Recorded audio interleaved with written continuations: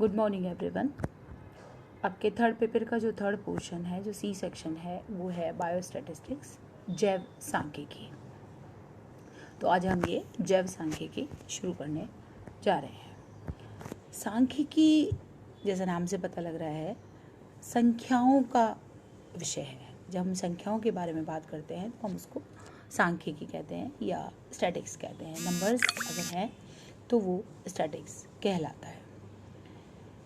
आज के युग में एजुकेशन से संबंधित या ज्ञान विज्ञान का कोई भी ब्रांच हो, वो डायरेक्टली या इनडायरेक्टली कहीं ना कहीं नंबर्स से जुड़ा हुआ है। इन नंबर्स से जो फैक्ट्स बनते हैं उन्हें हम स्टैटिक्स कहते हैं। किसी भी फैक्ट की जो वैलिडिटी है वो नंबर्स के बिना अधूरी है। जब तक हमारे पास डाटा अवेलेबल नहीं है तब तक हम उस फैक्ट को प्रमाणित नहीं कर सकते। और इसी वजह से जीव विज्ञान में भी, बायोलॉजी में भी, जूलॉजी हो, बॉटनी हो, जो भी रिसर्च वर्क किया जा रहा है वो नंबर्स पे डिपेंडेंट है। हम कई सारे एक्सपेरिमेंट्स लगाते हैं, उसके अकॉर्डिंगली हम डाटा कलेक्ट करते हैं। तो वो जो डाटा है वो स्टैटिक्स है और इसीलिए ये बायोस्टैटिक्स है। तो आज हम इस बायोस्टैटिक्स के बारे में कि ये क्या है थोड़ा सा पढ़ेंगे। ये वर्ड स्टैटिस्टिक ये आया, अलग अलग लोगों का अलग अलग मानना है। लैटिन वर्ड स्टेटस से, कुछ लोग ऐसा मानते हैं कि एक लैटिन वर्ड है स्टेटस, वहाँ से स्टैटिस्टिक बना है। कुछ का मानना है कि इटालियन वर्ड है स्टेटिस्टा, वहाँ से ये बना है। तो कुछ लोग मानते हैं कि एक जर्मन वर्ड है स्टैटिस्टिक, वहाँ से ये बना है। लेकिन ये तीनों ही शब्द का अगर हम मीनिंग देखें तो मीनिंग होता है अ पॉलिटिकल स्टेट। तो इसलिए कुल मिला के किसी से भी इसकी व्युत्पत्ति हुई हो, कहीं से भी उसका व्युत्पन्न हुआ हो, लेकिन तात्पर्य तीनों का सेम ही है, एक जैसा ही है। स्टैटिक्स साइंस की वो ब्रांच है जो डील करती है with calculations and measurements. Calculate कीजिए, कुछ गणना कीजिए या कुछ मापिए, तो उस साइंस की ब्रांच को हम कहते हैं स्टैटिक्स। अलग अलग लोगों ने इसको एक्सप्लेन करने की कोशिश की और प्रोफेसर ए.एल. बाउले एक स्टैटिशियन हुए हैं जिन्होंने कहा that it is a science of counting, कि ये गणनाओं का विज्ञान है। फिलिप लेस एक साइंटिस्ट हुए हैं, उन्होंने कहा साइंस ऑफ एवरेजेस, कि ये औसतों का विज्ञान है। आप एवरेज लीजिए, उसको वैज्ञानिक दृष्टिकोण से चिंतन कीजिए, उस पर उसकी कुछ कैलकुलेशन कीजिए, उसके आधार पे कुछ इंटरप्रिटेशन कहिए, तो वो एवरेजेस का जो साइंस है वो है फिलिप लेस के अकॉर्डिंग स्टैटिक्स है। कई सारे डेफिनेशंस सब, लेकिन सफिशिएंट डेफिनेशन मैं इनको नहीं मानती, क्योंकि ये केवल एक सिंगल एस्पेक्ट पे काम कर रही है और वो सिंगल एस्पेक्ट है कलेक्शन ऑफ डाटा, कि गणना कर रहे हैं हम, केवल और केवल डाटा कलेक्ट कर रहे हैं। तो एक अकेली चीज़ स्टैटिक्स में केवल डाटा कलेक्शन ही नहीं है, और भी बहुत कुछ इसमें इन्वॉल्व है। इसलिए मेरे हिसाब से ये पूर्ण डेफिनेशंस नहीं कही जा सकती। जो भी मैंने डेफिनेशंस देखी, उनमें जो मुझे सबसे सुटेबल डिफाइन इसको करती है स्टैटिक्स को, वो लगती है ये क्लॉक्सटन एंड काउडन की definition, that the science which deals with the collection, analysis and interpretation of numerical data। जो भी नंबर्स हमने कलेक्ट किए हैं, गणनीय जो भी डाटा हमने कलेक्ट किया है, उसका कलेक्शन, उसका एनालिसिस, फिर उसके आधार पे कुछ इंटरप्रिटेशन, इसकी जो साइंस है, इसका जो विज्ञान है, वो कहलाता है सांख्यिकी। इस डेफिनेशन में क्लियरली 5 स्टेजेस एक स्टैटिस्टिकल इन्वेस्टिगेशन की पॉइंट आउट हो रही है। 5 स्टेजेस में हम एक किसी भी इन्वेस्टिगेशन को, स्टैटिस्टिकल इन्वेस्टिगेशन को देख सकते हैं। The first one is collection of data, data का collection. Second, organization of data, जो भी डाटा कलेक्ट किया है उसको थोड़ा ऑर्गेनाइज कीजिए, उसकी थोड़ी फॉर्मेटिंग कीजिए, उसकी थोड़ी प्रोसेसिंग कीजिए। देन प्रेजेंटेशन ऑफ डाटा, जो ऑर्गेनाइज डाटा है उसको प्रेजेंट कीजिए किसी न किसी फॉर्म में, टेबल बनाइए, डायग्राम बनाइए, पिक्चर बनाइए, तो उसका presentation of data. Then analysis of data, फिर उस पर कुछ फॉर्मूलाज अप्लाई करके, कुछ टेस्ट अप्लाई करके उसको एनालाइज कीजिए। And then finally interpretation of data, और फिर उसके आधार पर कुछ इंटरप्रिटेशन दीजिए। जैसे इतनी बारिश आई तो ये डाटा कलेक्ट किया कि इतने इंचेस बारिश इस शहर में हो गई है तो फसल के लिए फ़ायदेमंद रहेगी, दैट इज़ इंटरप्रिटेशन। इससे ज़्यादा अगर बारिश आ गई है, इतना इंच आना चाहिए था, इससे ज़्यादा अगर बारिश आई है तो अब ये बाढ़ वाली स्थिति आ गई है, तो हमें बाढ़ से बचाव के लिए कुछ कार्य शुरू कर देने चाहिए, दैट इज़ इंटरप्रिटेशन। कलेक्ट किया डाटा, हर जगह बारिश मापी हमने, ऑर्गेनाइज़ किया उसको डाटा को, क्योंकि कम जगह है तो ऑर्गेनाइजेशन ज़रूरी नहीं है, लेकिन कई डाटा ऐसे कलेक्ट होते हैं जो कि हज़ारों की संख्या में आती है, तो उसको थोड़ा ऑर्गेनाइज़ किया, फिर उसको प्रेजेंट किया, उसको एनालाइज किया और फिर उसके आधार पर इंटरप्रिटेशन किया। ये जो है ये स्टैटिस्टिकल इन्वेस्टिगेशन कहलाती है। तो सबसे पहले कलेक्शन ऑफ डाटा। जैसा हमने बात की, पहला स्टेप है कलेक्शन ऑफ डाटा। किसी भी स्टैटिस्टिकल इन्वेस्टिगेशन का पहला स्टेप है कलेक्शन ऑफ डाटा। अगर डाटा ही गलत है, अगर वही हमने सही कलेक्ट नहीं किया है, तो क्या कंक्लूजन हम उसके आधार पर दे सकते हैं। ये डाटा जो है ये अवेलेबल हो सकता है फ्रॉम एग्जिस्टिंग पब्लिश्ड डाटा। कोई पहले से पब्लिश्ड है, पहले से किसी ने कलेक्ट किया हुआ है, तो वहाँ से हम इसको ले सकते हैं। अनपब्लिश्ड सोर्सेज है पर फिर भी हमें पता है कि ये डाटा कलेक्टेड है, तो हम उससे ले सकते हैं। और या फिर ये डाटा हम अपने लेवल पर खुद भी कलेक्ट कर सकते हैं। नेक्स्ट स्टेप है ऑर्गेनाइजेशन ऑफ डाटा। डाटा के कलेक्शन के बाद डाटा चाहता है कि उसको फटाफट ऑर्गेनाइज कर दिया जाए, और फर्स्ट स्टेप जो है ऑर्गेनाइजेशन का वो है एडिटिंग। डाटा की एडिटिंग की जाए, फिर उसको किसी पर्टिकुलर करेक्टर के अकॉर्डिंग क्लासीफाई किया जाए, अरेंज किया जाए। कोई भी कॉमन करेक्टर ले लिया जाए, उसके अकॉर्डिंग उसको अरेंज किया जाए और फिर उसका टेबुलेशन किया जाए, उसको टेबल फॉर्म में जमाया जाए।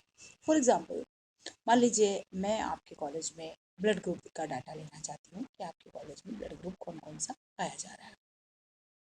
अब मेरे को कम से कम 200 स्टूडेंट का, मान लीजिए, ब्लड ग्रुप का सैंपल पता करना है कि कौन से ब्लड ग्रुप से बिलोंग कर रहे हैं 200 बच्चे। तो पहला स्टेप, मैं एक एक बच्चे से पूछ के उसका ब्लड ग्रुप लूँगी और मेरे पास 200 रीडिंग आ जाएंगी। ब्लड ग्रुप तो 4 ही आएंगे, ए बी और ओ, लेकिन मेरे पास ये 4 रीडिंग 200 टाइम आ जाएगी। तो अब मुझे इसका ऑर्गेनाइजेशन, ये डाटा कलेक्शन हो गया मेरा, अब इसका ऑर्गेनाइजेशन ज़रूरी है, क्योंकि मैं वो 200 डाटा के साथ किसी भी प्रकार की dealing further, either mathematical dealing और कैसे भी बताने में लिखने में सुविधा मुझे उतनी नहीं है जितनी कि अगर मैं उसको ऑर्गेनाइज कर दूँ तो हो जाए।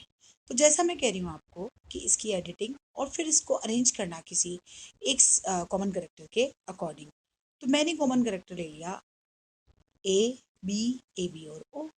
ब्लड ग्रुप ए वाले सारे एक साथ डाल दिए, ब्लड ग्रुप बी वाले सारे एक साथ डाल दिए। तो अब जो मेरे पास रीडिंग है वो 200 न रह के 4 हो गई। फ्रीक्वेंसी आ गई, ए ब्लड ग्रुप में 50 बच्चे आ रहे हैं, बी ब्लड ग्रुप में 30 बच्चे आ रहे हैं, ए बी ब्लड ग्रुप में 60 बच्चे आ रहे हैं, सो ऑन। इस तरह से मेरे पास जो है डाटा 4 जगह ही कलेक्ट हो गया। तो मैं अब एक टेबल बना सकती हूँ। Blood group A, number of students this, blood group B, number of student this, A B, number of student, and O, number of student. This is called organization of data. Next step में present कीजिए data को, data का presentation, the presentation of data. Collect कर लिया, organise कर लिया, now it is ready for presentation, and there are two different methods which are used for collected data may be presented. First one is diagram and the second one is graphs. या तो आप diagrammatically उसको present कर सकते हैं या फिर आप उसको ग्राफ की फॉर्म में प्रेजेंट कर सकते हैं। Next step, analysis of data. जो भी प्रेजेंटेड डाटा है उसके एनालिसिस के लिए कोई भी एक कॉमन मेथड यूज़ कर लीजिए। सेंट्रल टेंडेंसी मेजरमेंट का सबसे कॉमन, सबसे ज़्यादा यूज़ किए जाने वाले मेथड्स हैं, लाइक मीन है, मोड है, मीडियन है। इनमें से कुछ भी इम्प्लीमेंट करके हम डाटा का एनालिसिस कर सकते हैं। टी टेस्ट है, सिग्निफिकेंस टेस्ट जो होते हैं, चाहे स्क्वायर टेस्ट है, टी टेस्ट है, उनको अप्लाई कर सकते हैं। कोरिलेशन है, रिग्रेशन है, एनोवा है, कई सारी स्टेटिस्टिकल टेक्निक्स हैं जो अप्लाई करके हम डाटा को एनालिसिस कर सकते हैं। फिर इंटरप्रिटेशन ऑफ डाटा, ये लास्ट स्टेज है स्टैटिस्टिकल इन्वेस्टिगेशन की, कि जो भी आपका डाटा है उसको देखिए और उसके आधार पे कोई ना कोई कंक्लूजन दीजिए, इंटरप्रिटेशन दीजिए। जो भी कलेक्टेड और एनालाइज डाटा है ये कहलाता है इंटरप्रिटेशन ऑफ डाटा। नाउ ये हुई बात कि स्टैटिस्टिकल इन्वेस्टिगेशन में किस तरह से हम करेंगे, क्या क्या स्टेप हम फॉलो करेंगे। अब ये सब्जेक्ट के फंक्शंस क्या है, ये स्टैटिस्टिक्स के फ़ायदे क्या है, इसकी क्या कर सकती है हमारे लिए, उसके बारे में बात करते हैं। It represents the facts in a definite form. एक डेफिनेट फॉर्म में हमारे सामने तथ्यों को लेके आती, तथ्य तो है लेकिन उसको एक डेफिनेट फॉर्म में वो हमारे सामने लेके आ रही है। It establish the relationship between different facts. अलग अलग फैक्ट्स के बीच में, अलग अलग तथ्यों के बीच में एक संबंध कायम कर देती है, उनके बीच में एक रिलेशनशिप एस्टेब्लिश कर देती है। जैसे बारिश अच्छी हुई है, फसल अच्छी होगी, दोनों फैक्ट्स। फसल होना भी अपने आप में एक डिफरेंट फैक्ट है और बारिश होना भी अपने आप में एक डिफरेंट फैक्ट है। दोनों का इंटरकनेक्शन कि अगर अच्छी बारिश है तो अच्छी फसल की संभावना है। कॉम्प्लेक्स प्रॉब्लम्स को सिंपल फॉर्म में ले आती है। जैसे मैंने अभी आपको कहा, एक तो मेरे पास 200 नंबर ऑफ स्टूडेंट्स का डाटा था, एक मैंने उनको 4 में अरेंज कर दिया, तो थोड़े सिंपलर फॉर्म में हम सामने ले आते हैं। कंपैरेटिव मैनर में हमारे सामने लेके आती है। अगर मैं ग्राफ बना देती हूँ ए बी बी और ओ ब्लड ग्रुप का, मैं मेरा ही एग्जांपल लेती हुई चलती हूँ, तो उस कंडीशन में एक कंपैरेटिव उसकी ऊंचाई देख के आपको पता लग जाएगा कि कौन सा वाला ब्लड ग्रुप ज़्यादा यहाँ पर पाया जा रहा है। फॉर्मुलेशन में, हाइपोथेसिस टेस्टिंग में, इनमें ये हेल्प करती है। फोरकास्टिंग में, प्रेडिक्शन में, इसमें हेल्प करती है। आप अकॉर्डिंगली प्रेडिक्शन लगा सकते हैं। फिर मैं कहूँ बारिश ज़्यादा आई है, बाढ़ आने की संभावना है, तो आपको किस प्रकार के बाढ़ राहत कार्य चालू करने हैं, उसमें हेल्प करेगी। तो किसी भी प्रकार की फोरकास्टिंग में, किसी भी प्रकार के प्रेडिक्शन में हमारी हेल्प करती है और अकॉर्डिंगली फिर हम सुटेबल पॉलिसीज़ बना सकते हैं। तो उसमें ये सुटेबल पॉलिसीज़ बनाने में उनके फॉर्मुलेशन की हमारी हेल्प करती है।